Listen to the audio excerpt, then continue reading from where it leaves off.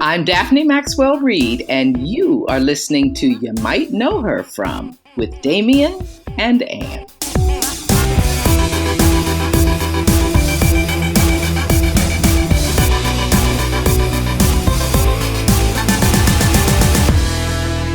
Hey, Nanny.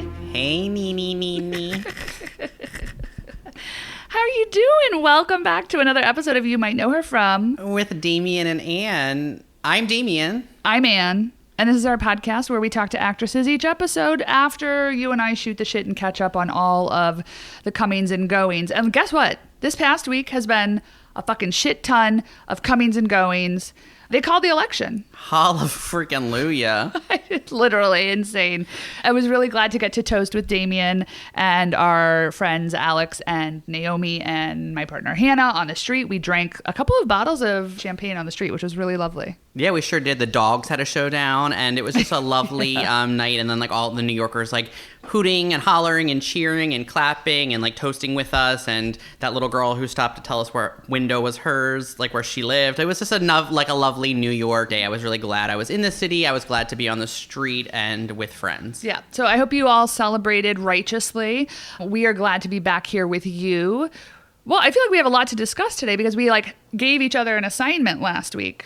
Oh, yeah, no, I was waiting for you to get to it. Tell me. Yeah. Well, I am ready. Okay, if you listen to last week's episode with Rachael Harris, you know that Damian said, let's have an assignment for next week. Let's rewatch Tootsie, and let's see how we think it holds up. So, Damian, did you watch Tootsie? I did. So did I.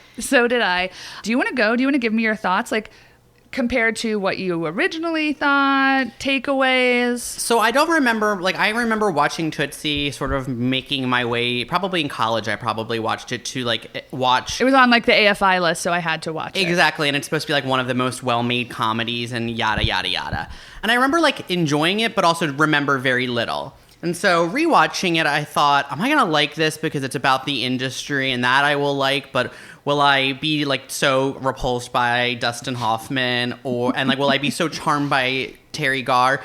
And so a lot of these things I felt conflicted about how I was going to feel. And then I watched it and I felt like the movie as it is crafted is, yes, I think, well crafted in that it moves. Like, the pacing is good. It feels like it zips through, and it is fun. But I think inherently the premise is flawed because the idea is that this difficult man who no one wants to hire, somehow by being a woman and in their own words, in Tootsie's own words, an unattractive woman, would somehow have an easier time getting hired and being difficult. And so the premise inherently is incorrect.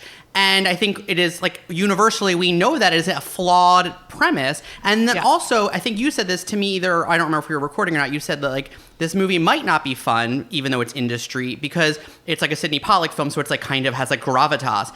And even though I think it, like, zips through, I think that there is a level of, like, pathos to it where you're like, okay, wait, what? Tootsie's, like, on a camping trip now with Jessica Lange and Charles Durning. Yeah. And it's like, okay, so she's living, like, and then I was like, is this movie transphobic? Is it homophobic? It for sure is anti-lesbian. I also would argue that it is transphobic because, like, because Jessica Lange is, like, hot for Tootsie, but it's like basically labels Tootsie as a fucking lesbian and is like, I don't feel that way, Tootsie. Bull. I guess I did, but and it's like, okay, wait, what? Just literally, that was my whole takeaway from this movie this time. That I was like, okay, yes, I agree with you. It's structurally well made. It's like a well-made film.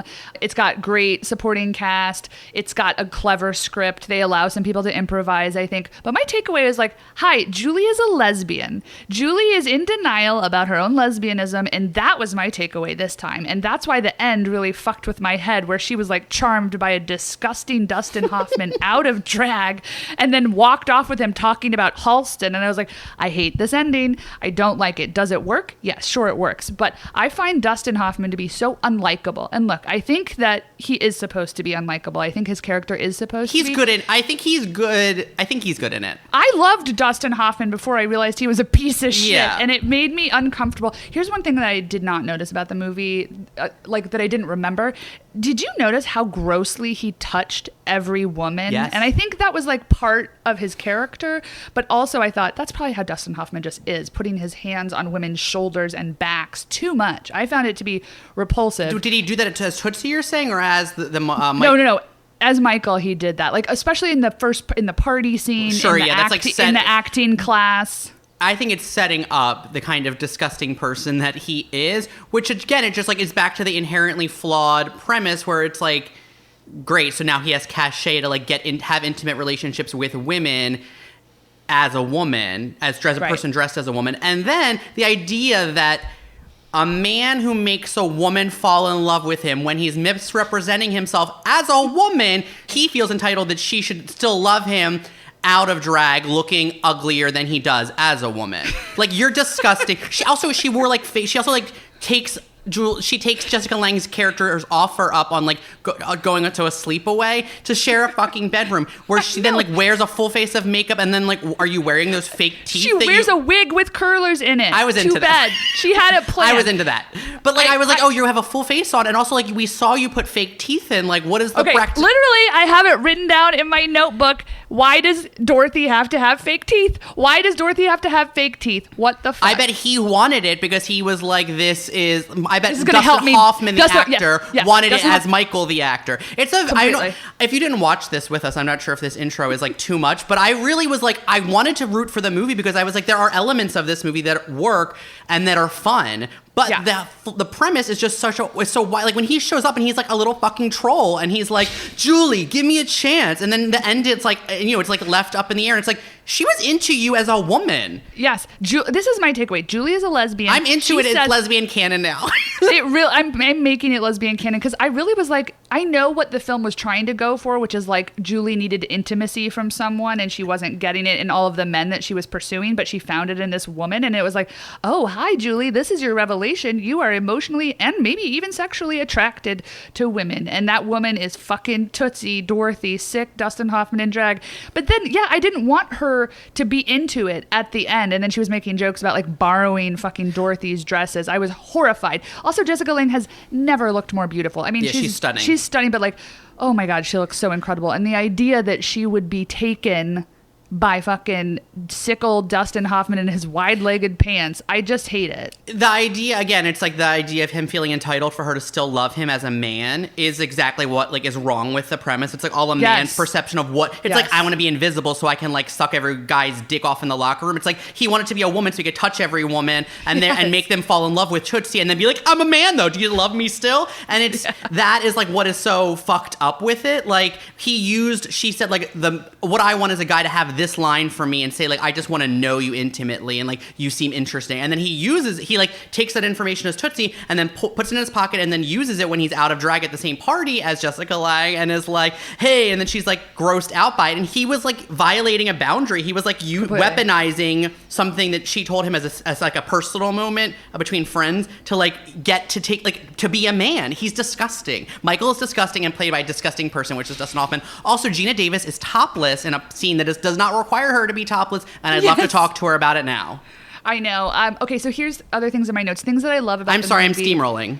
No, you're not. I agree with you wholeheartedly. And look, I understand the idea is that Michael is terrible. I think the movie is trying to paint that premise, but at the end of the day, he is still the hero of the film. And so I think that even if he is sort of an anti-hero because he's terrible, he still is a piece of shit, disgusting Dustin Hoffman character that we're supposed to like feel has made this journey as a man at the end. And I'm really not convinced by that. So that I think is why the movie is ultimately flawed. Here's what I love about it. The supporting cast of women. You said Gina Davis, who I of course remember.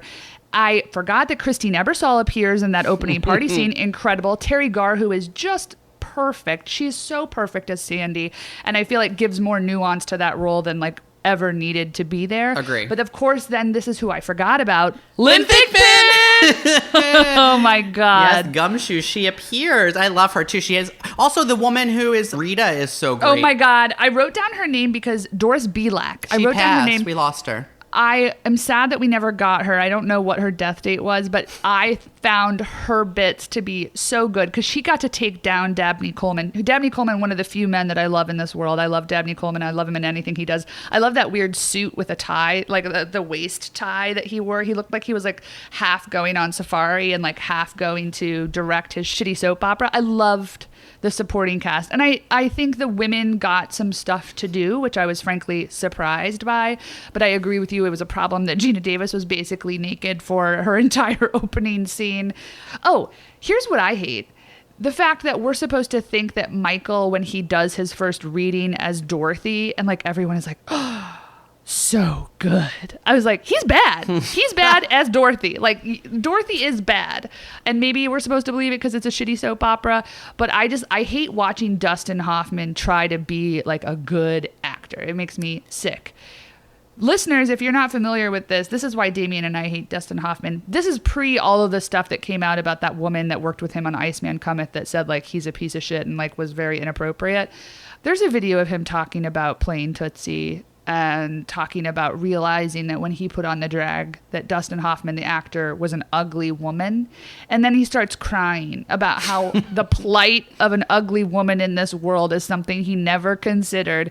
And then he starts using this as like a moment for Dustin Hoffman, the actor, in this interview. And I thought, shut up. That was years ago we watched that. And we both were like, oh. He sucks. He sucks. He centers himself at every moment. Even when he's trying to make a moment about like feeling for women, it's still about him, which is like a very Michael thing. I think Dustin Hoffman is more Michael than we thought. I also think that the movie just like continues to be homophobic also because Michael's like doesn't want to like he wants to take the job of a woman who has to play a straight character, but then like the minute there's a kiss in it, he's like, oh yeah, let me just disregard what the screenwriter in the soap opera wrote and let me improvise so that I don't have to kiss the male actor. So he goes, what could be worse than me taking jobs from women? Me also having to kiss a man. Like, what the fuck? And it's like, oh my God. Here's my breakdown. I think 80% of the jokes in the film are based on gay hysteria. And that's with Julie, too, where then there's like the lesbian jokes that like Jessica Lange is playing because she's so horrified that she realizes that she thinks Dorothy is a lesbian. The other 20% are like actor jokes, which I'm into. Yeah, I'm into those. Yeah. But the whole film is based on gay hysteria. It really is. And I think it supposes that it's about some like half-assed version of like a man learning about feminism or coming to terms with his own misogyny. It isn't about those things. It's about gay hysteria. Julie is a lesbian. She is gay. She is feeling Dorothy and she can't deal with it. We just did 14 minutes on Tootsie. Folks, I still would recommend you watch it. I don't think it's a perfect film. It's not even like my comedy that I would like rewatch every year. It is a funny movie and there's some great women in it, and I highly recommend that you watch it. Terry Garr is one of our #1 women of all time. We're going to link out to the great AV Club interview with her too, where she really just goes to town on all of Hollywood. I love her. She's incredible. You know who else is incredible? Tell me. This week's interview. This was like a real no-nonsense interview where I feel like it was very different. I feel like we got a different perspective of the industry from this week's guest, Daphne Maxwell Reid, talking about obviously her career as an actress, but also that like she and her husband opened a film studio. So we get into all of that. But upon re-listening to it, I was like really interested in the logistics of all of that and also how it was historic. So it was very cool that existed and that they were behind that. Also, it's perfect timing because of course the Fresh Prince reunion is coming up very soon for us. There's still we're recording this on a Sunday. It hasn't been released yet, but the vibe is that it's coming for us around Thanksgiving. So we hope that you delve into some old Fresh Prince episodes and dive deep to get ready for the reunion, where I'm sure you saw the photos. Will Smith meets with Janet Hubert and the rest of the cast, but Janet Hubert, aka Aunt Viv 1, gets her own time with Will. I'm very excited about it because I'm going to tell you that Fresh Prince to me holds up. It's like it is really comfort TV. My day job is that I work at VH1 and they air a lot of those episodes on VH1, and it is like I find that I can watch any episode often and just be like, oh, this is like still good. One thing we just wanted to bring to your attention, we had a couple of audio glitches throughout the recording. It's not terrible. Just wanted to give you a heads up. We know we're doing the best we can. We're all still remote here, so bear with us. We love you. We think you're going to be into the interview. You might know her from Fresh Prince of Bel-Air, Harriet, Jacqueline and Jilly, Frank's Place, Simon and Simon, and Eve. We are here with actress, artist, producer, groundbreaker, Daphne Maxwell Reid. Daphne, thank you for being here with us. It's my pleasure. Thank you for the invitation. We were saying earlier that we have really been campaigning for you for a long time. So it feels like a real thrill that we were finally able to land this in the age of COVID, sadly. But nonetheless, we're so excited to be seeing your face. Thank you. Thank you. You know, it's really nicer to be seen than to be viewed. So I'm glad about that. Yeah.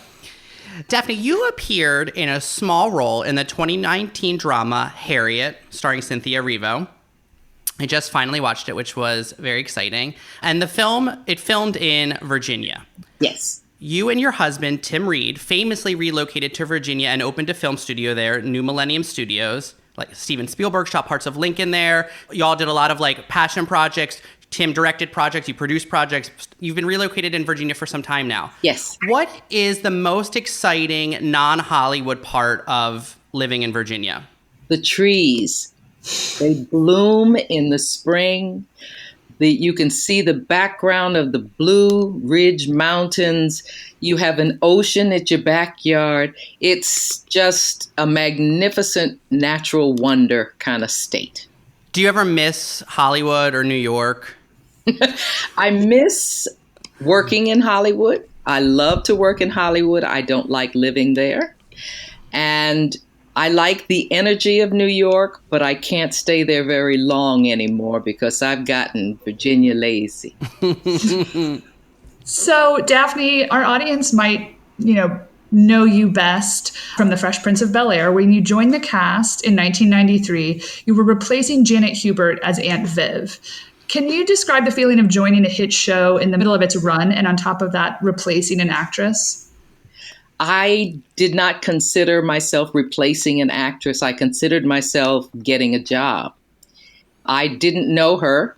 I just met her at the reunion last week, and I was just going to work. And they were so warm and embracing that it wasn't like I was in the middle of a show. It was like I had been there the whole time. Yeah, what was the cast's reception like? You said they were warm. Who sort of became your BFF on set? James Avery, of course. We kind of fell in love at the auditions. So I just thought he was an incredible young man, and we miss him dearly. Yeah, he's great. It's a loss. It's a huge loss. He just, I think for lots of us, was the heart of the show and was just also just an incredible actor and seemed to radiate this, whatever came from within him, his warm presence just like popped out of the television. He was that person. He was the big huggy bear that everybody went to for the knowledge that he had about so many subjects. He was well-read, well-versed, musically, just a catalog of music, and he loved jazz and he loved reading, and he really liked raising our families, and he was very good at giving advice without being preachy. He was a consummate actor, so they go to him with wanting to do a scene better. They would ask him his advice. He was just a rock. He was wonderful, wonderful. You talk about the warmth of the cast. What was fan or viewers' reception to you joining the cast? Obviously, you and Janet don't look anything alike. You, as said, you were not replacing her. Social media didn't exist then. What did you feel like viewers or fans' reception was to you joining? Well, I loved the way they crafted it for the first episode that I did, and it was just kind of like nothing had happened. You look different since you had that baby. And enough was said. The audience had known me from other shows. I had been doing television for 15, 20 years before I did Fresh Prince. So I already had my fan base. And since there wasn't a whole lot of social media, you didn't hear the controversy of, well, I like the first one better. I like the second one better. But for 30 years, that's what I've been hearing. I said, okay, suit yourself. It really has no effect on me. The fans have their favorites, and they're allowed to. Okay. Do you sort of own like Aunt Viv 2 or like or like light skin Aunt Viv? Do you sort of own those like nicknames that you've, I think, like affectionately been dubbed? Like, are you kind of like, sure, whatever, yeah. Okay, whatever. I mean, this Black community has always had a challenge when it comes to coloring. And it stems from slavery and the the raping of slaves and the lighter colored children being born. And it's old news. It doesn't bother me. It is what it is. And those that are stuck on that kind of stuff, I feel sorry for them, but it really doesn't do anything for me. So you talked a little bit about the cast reunion that is coming up soon. Can you say like what it felt like to walk back into those rooms and see those people? You know, it's funny. Seeing them all together, we've done that. we've done it over the years. We're all very good friends. We've been through weddings and births and deaths, and we're a family from that show. This is one of the tightest knit families of any of the shows that I've had besides the one with me and my husband that we did for years. But this is a tight group of friends that went on to stay friends since we finished shooting the show. So they pretended that they wanted us to be surprised. They kept us all separated before we shot the show. Oh, very reality TV. Yeah, very reality TV. But it was good to see them again. So that wasn't an act. But it wasn't unusual that we saw each other again. Can I say I was just doing research, probably researching you, and I saw that Tatiana Ali met her husband on eHarmony, and I was like, I might need to join eHarmony. I was like, I like texted a friend to be like, Tatiana Ali married a doctor or professor on eHarmony, and like they are married and have 2 children and seem very happy, and I'm very invested. And he's a terrific guy. And I asked her about it. We went out for drinks after the show, and her husband was there. And I said, okay, tell me about you 2 meeting. And they gave me the whole story. And it's just so sweet. They did a lot of corresponding by letter before they got together. Snail mail, not email. Snail mail. So it was really romantic to hear that all of that took place before they even physically met. This is exciting. I'm very invested.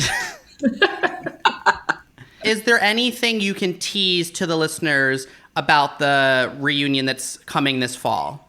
It's HBO Max, and there are lots of surprises.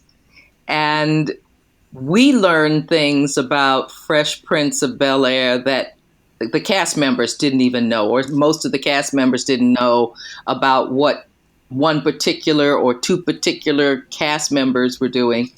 It was illuminating and a lot of fun. And Will got to have a chat with Janet, and they finally had a conversation. Very invested in this entire reunion. I heard, I don't know if you can say anything, but I heard it's coming around Thanksgiving, holiday time. So yeah. I think that's going to be a nice, considering holidays will probably look different this year. We need it. It's going to blow your mind. It was terrific. Even for us, it was great. Also, your Instagram stories of like you getting ready for like, you were like getting a look on, and I was like, oh, Daphne knows what's up. I had a lot of fun. I wanted to document, the process. I'm so glad that you did. Yeah, I felt like a princess. They treated us very well. Okay, Daphne, since The Fresh Prince, you've played JT's mom on the TV series Eve. You also played Tasha and Stacey's mom on the BET series Let's Stay Together. So coming off of a successful, all-star hit like Fresh Prince, did you feel like Aunt Viv gave you more opportunities, or did you have a concern that entering other shows that you might be typecast?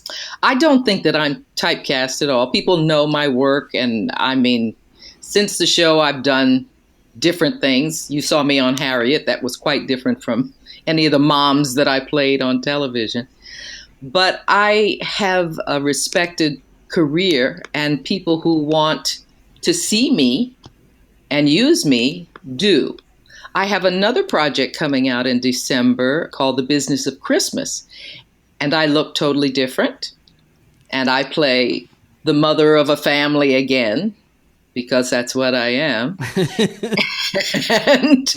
and I've done horror films. I've done crazy people, but they're hiding on the web. Actually, we're gonna get to some. Have you killed or been killed on screen?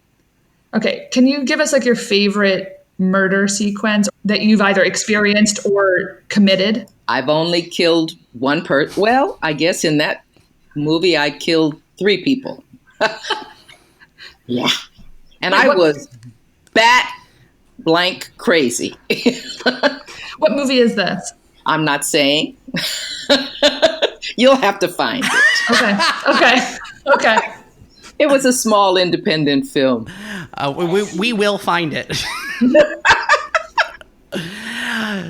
Daphne, you are married to actor Tim Reid, perhaps most well known to our listeners as Ray on Sister Sister or Venus Flytrap on WKRP in Cincinnati. Based on our research, y'all have appeared in several of the same projects: WKRP, Simon and Simon, Frank's Place, Snoops, Lynx, Alley Cat Strike, to name a few. You've played couples several times. You've co-produced projects together. You have starred in things he has directed. You also opened the aforementioned film studio in Virginia. All this to say, what is the best thing about working with your husband, and what has been the worst or most challenging thing over the years about working with him? The best thing about working with my husband is that he is such a creative force that it is exciting all the time to see what he's going to come up with next. The worst thing about being married to the person that you're working with is that you never have a life. It's 24-hour work relationship. Squeezing in a personal relationship on a crazy creative guy like that is very hard to do. So we have parted ways in our work situation. And I'm doing my thing and he's doing his thing. And there's very little of us working together. I support what he's doing behind the scenes, but he's got his own work buddies and I don't work there. This is interesting. I worked with him for 30 years and I said, okay, that's enough. That's enough. We interview a lot of actors who are married to other actors, but you were the first couple that I found that had so many projects where you were not only working on the same projects, but also like often played partners. And I was like, this must have been at times a blessing, but also like, I need you to not be near me. Or like, I need you to deal with our home life right now instead of like rehearsing lines or talking about our motives or whatever. You have to understand what sacrifices you're willing to make, because somebody has to sacrifice at times to make sure that there is a home life. The beginning of our careers, working together as actors, piece of cake. It got difficult when he started becoming the executive producer, the writer, and the actor in the same project. And he was just too busy all the time. So I was running the house and taking care of the kids and making sure things happened on a personal level and just going in to act.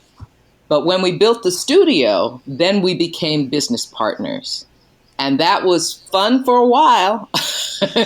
But boy, it got challenging. Can you talk a little bit about the movie studio that the two of you opened in Virginia? It seems to be the first Black-owned, Black-run film studio since the 1930s that you opened together. What was that experience like? It seems a lot like Damian was saying, but also super fruitful. It was lauded when it opened. It was celebrated when it was opened. It opened in 1997. We built it from the ground up and celebrated its opening with lots of work. And then we could not get the Virginia legislature to understand the concept of tax credits. So a lot of our clients went to other states or to Canada where they had tax credits at the time. And we lost a lot of our outside work. And it was all then dependent on what Tim could generate. So he started generating movies and he got a show with Showtime. The Lynx project was probably the longest running thing that we had at the studio. But then they decided they wanted, since they owned Paramount Studios, they wanted us to go shoot in Paramount Studios, which didn't benefit us doing a show in Los Angeles. So we did a year out there, and then we came back and Tim started doing documentaries. We had to distribute independently, and we did that for years. And then finally, it just got too much to be able to create them and produce them and distribute them with a very, very small staff. So we said, okay, 18 years is long enough. We got to go. And we sold it. Was that sort of the decision where you said, I'm ready to sort of have my own life separate from our combined work life? Or was there a different transition for you? That was basically it. I'd had enough. So, and he very honestly had enough of people thinking that I was producing all this work that he was doing, and I wasn't. And he wanted to detach the moniker Tim and Daphne and just do Tim. I said, yes, I tell people I didn't produce that, but they all think that whatever happened there was Tim and Daphne, and it wasn't. I was the business side. I did the legal. I did the finance. I did all that kind of stuff. I didn't do producing. It seems like you maintained consistent work, though, on sitcoms, on making guest appearances in television shows throughout the years since your relocation to Virginia. Have you felt like that there's a push and a pull where it's hard to be not in Hollywood and working, or have you found it to be actually like great because you get a call and you go and do what you need to do and then you can come back home? I don't like the process of auditioning and being in the mix in Hollywood. I'm not that person. So not living in Hollywood suits me just fine. I love to visit when I'm working, and I love to go visit my children and grandchildren there. But I don't need to live there. It's just, I don't like the tension that is inherent in hanging around waiting to be called. I do things. So living in Virginia, I can do things. I have designed clothes. I've had fashion shows. I've had books. I've do photography all over the world. I don't have to be sitting in Los Angeles waiting to go to work. I stay busy. So I really don't miss living there. I love it when they call for me to work there or work anywhere. Like Harriet, we could work in Virginia. Like the other shows, we can work in Atlanta. I mean, there are so many different places to work that I don't have to live there. Daphne, in 1987, you were a series regular on the show Frank's Place. This was also a project with Tim. The premise is an affluent college professor at Brown University inherits a New Orleans restaurant and intends to sell it, but a waitress puts a curse on him so that his life in Rhode Island falls apart and he has no choice but to return to New Orleans. You played Hannah, Frank's love interest, and Tim was an executive producer on the project. From our understanding, he was also integral to getting it made. He created it with Hugh Wilson. It was his project. He sold it to CBS and he produced it. The show is often listed on many brilliant but canceled or over too soon lists. With such a wild premise, can you talk about what it was like getting the show made? It was the first half-hour sitcom that had no live audience. We shot it film style. It was a wonderful display of the variety of our community, all the different kinds of characters that exist in a Black community, because it was a Black community, but there were white folks in there too. One of his best buddies in this show was Bubba Weisberger, who was a lawyer who helped him through lots of legal things. We had the most incredible array of guest stars on that show. And they were Black folks who we knew the history of, but TV had not seen. And we brought Pam Grier back and put her on television. Oh, Bea Richards. We had great guest stars on all the shows we've done. Okay, Daphne. Yes, dear. We've now entered the part of our show that is rapid fire. Rapid fire for us, there's no transitions or anything. We're just going for it, but you can take your time. Don't feel like you need to be rushed. Okay. Daphne, you are a New York native. You went to college in Chicago at Northwestern University, where you notably were the first Black homecoming queen. You lived in Los Angeles and now live in Virginia. If Tim was out of the picture and you were going to be in a throuple with two of these four cities, wiping two off the map forever, which two would you choose? New York and Chicago. Oh. Virginia got the pick. Axed. No hesitation, which I appreciate. Okay. Daphne, you played a lawyer for a pro-life organization on season 4 of Cagney and Lacey. Who was more no frills and down to earth on set, Tyne Daly or Sharon Gless? Tyne Daly is one I had more interaction with. We love her. You appear as Victoria Raoul's mother on Jacqueline and Jilly, a series drama about a family struggling with opiate addiction. Yes. You play Jacqueline's mother and also Jilly's grandmother, offering some levity to the series and also sporting a bright white wig.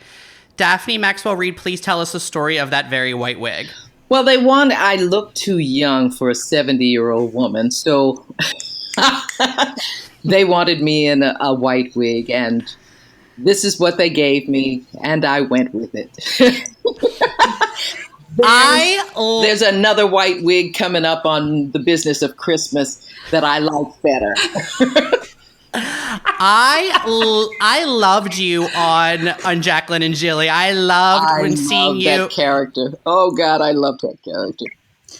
Okay, Daphne, Twitter has been abuzz recently with the fact that Aunt Viv and Uncle Phil were Republicans. So we just wanted to hypothesize that if Fresh Prince would have existed in the 2000s, can you please tell us who Viv and Viv alone would have voted for in the following elections? And if you can say when you think her vote would have been different than Phil's. Okay, so we're starting in 2000 with Bush versus Gore and then Bush versus Kerry. We probably were Bush back then because it was financial. Right. And do you think Bush the second time as well? Yes, I think so. Who was Bush running against the second time? He was John Kerry the second time. Yeah, he was. It was going to be Bush for Viv and Uncle Phil. Okay, great. So then we're moving into a better era, which is Obama versus Edwards and Obama versus McCain. No question. Obama. Okay, great. And then we have Hillary versus that guy. He who should not be named. Yes, right. He who should not be named. And him versus Biden. Okay, no question. Okay, great. You think Viv would have shifted her political views maybe post-Bush era? Yes, because of the statements made while he was running. Right. Okay, so with that in mind, we're re-entering the era of Fresh Prince when he who shall not be named had a guest spot on season 4. So he and Marla were going to buy the Banks house. And upon rewatching this episode, I noticed that Phil shook his hand, but Viv did not. So can you please explain that choice? I didn't like him. I had news from New York. I knew who he was. It was so wonderful. I was like, is she going to? And then I was like, oh, she's not going to. And then when he leaves, you're like ready to kick his ass. It was so good. Yeah, and it was so true. He's garbage. Okay, great. Daphne, you are a woman of many talents. You've worked as an actress. You've worked as a model. You were the first Black woman on the cover of Glamour magazine. You're a seamstress. You're a photographer. You're a designer. Did I say you wrote a cookbook? You wrote a cookbook. What is the most useless talent you have? Let's see. House cleaning. Wait, you're good at it. I hire out. This is how I clean my house. Hello? I don't like it anymore. I did it growing up and I've had enough. I just have to say, you sound like you're in a beautiful place in your life where you guys are both traveling the world and calling to get your house cleaned. It's perfect. Absolutely perfect. Daphne, you've said after breaking up and getting back together a few times, you surprised Tim Reid at JFK Airport, and he says he was so happy to see you that he proposed to you on the spot. My question is, when traveling by air, if there's an extra seat in your row, would you and Tim spread out, or would you just stay seated next to each other? We used to stay seated next to each other. Sometimes now we don't mind not sitting next to each other, but usually we sit next to each other. And he wants the window. Oh, I'm an aisle person. What is your choice? My choice is window, but I give him the window because the aisle really annoys him and it doesn't annoy me. Sacrifices that you're making. Hey. Do what you do. Daphne Maxwell Reid, this has been an utter joy, a wonderful way to spend the morning. Thank you so much for being here with us. Well, thank you again for the invitation. I really had some fun. You guys are a little nuts. Really cool.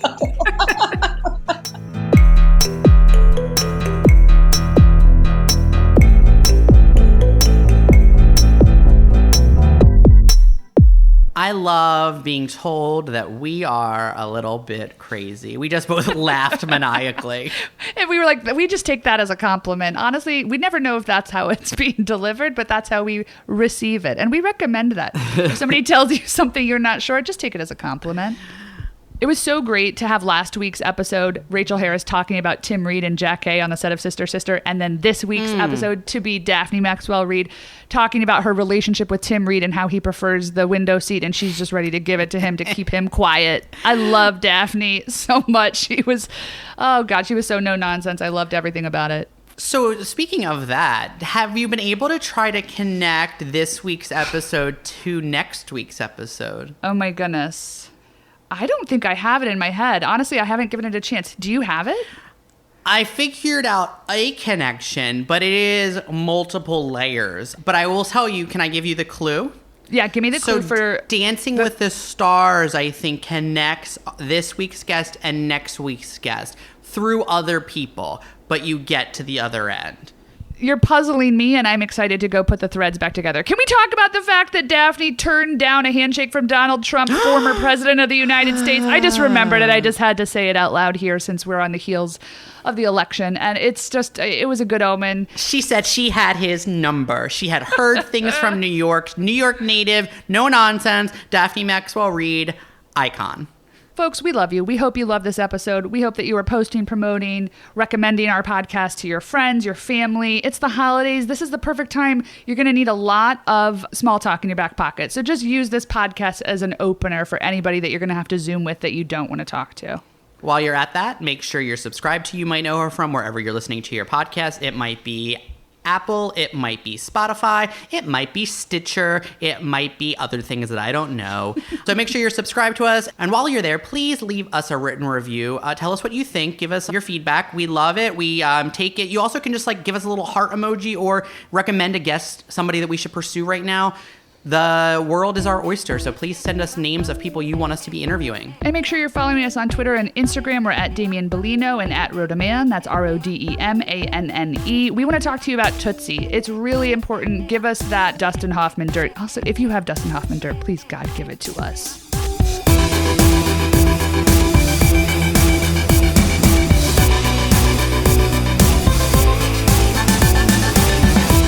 You Might Know Her From is produced by us, Ann Rodeman and Damian Bellino. We also want to shout out our consultants at Grumpy Entertainment, Jason Jude Hill and Daniel Sears. All that editing you hear also by the divine Daniel Sears. And special thanks to the great band Gang for all the music you hear in these episodes. You can listen to them on iTunes or wherever you listen to music.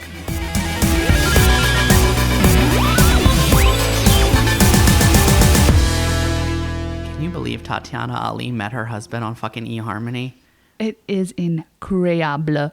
Once I get through, I'm going to sign up. Isn't eHarmony the one that's homophobic? I'm not joking. I don't know. Okay.